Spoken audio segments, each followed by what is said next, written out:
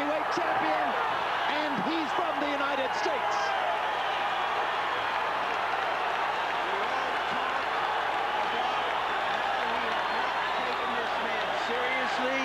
And the way he fought the fight, you could see he wasn't taking him seriously because he wasn't fighting his normal fight. All week long, you were thinking it was shades of Tokyo. There were reminders of Tokyo, Feb 10, 19 to start the trouble. Lewis smiled after that one. He smiled and became more insolent and more lackadaisical and careless. Rahman got inside and hit him a terrific straight right hand. Just a perfect shot. He had not thrown many right hands through the fight. Lewis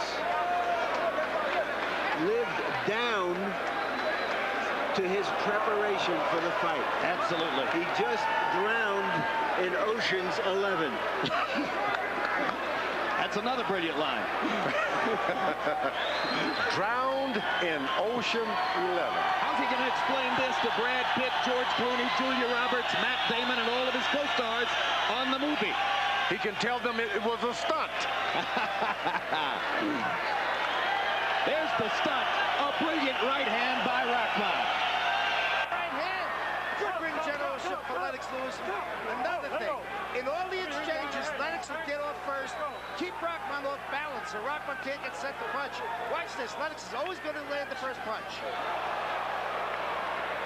And perhaps by way of trying to ask his fighter to be even more aggressive, Emanuel Stewart between rounds said to Lennox Lewis, "Lennox, this man can't counterpunch. Go get him." Yeah, but the one thing that lives in Lennox Lewis' head, that night in Africa. Yep. You can't take that away from him. You know, even his own corner said to him, to Rahman, if he punches, just keep your hands high. They're telling him not to counterpunch. Boom! Will Rahman get up, or have the tables been turned? Is it reversed? 7, 8, 9. It's over. Lennox Lewis got revenge. Has captured his revenge, and now it's Rahman complaining in the corner that he didn't get the full count.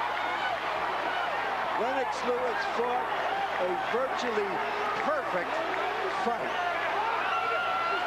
Thought he could have done the Holyfield if he had decided to be more aggressive. Rahman totally out of position after the left, and the right hand was good night. He did it by long range. That's most importantly. He didn't try to close in. Everything was out in the opening. That's the way you want to fight a puncher. And he set it all up with the left hand by firing aggressively, keeping his left hand in Rahman's face, mixing in the left hook every once in a while with the jab. He changed it up here. Instead of jab and right hand, it was hook and right hand. And you know what? The old saying, never follow a puncher around. And Rahman did. Rahman made the fatal mistake.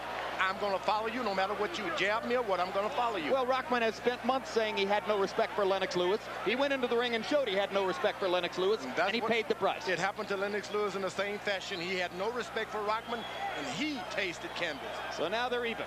5th round knockout for Rahman in South Africa. 4th round knockout for Lewis here, and Lennox regains.